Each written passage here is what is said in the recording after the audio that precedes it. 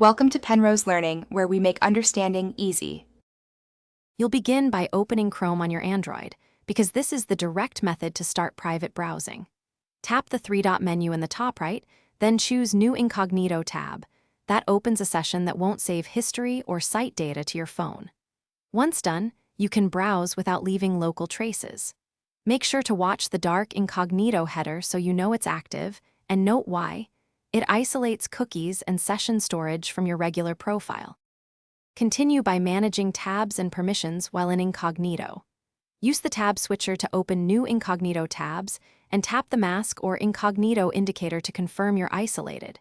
Remember, signing into accounts will work for that session but won't be saved after you close tabs, while downloads remain on device and bookmarks persist, so be mindful. If you need extra privacy, go to Site Settings and block location, camera and microphone access. This prevents sites from collecting extra data during the session. To finish, close every Incognito tab.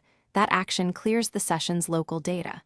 Make sure the tab counter shows 0 and relaunch Chrome to verify you're back in normal mode. Be aware why. Incognito prevents local history and cookies from persisting, but downloads and saved bookmarks still remain on your phone. If something isn't private, for example, sites still show you signed in Disable Extensions, clear app cache, or switch to guest mode as a troubleshooting tip. That usually resolves lingering account or data. Thanks for watching. If this was helpful, leave a like and consider subscribing. See you next time.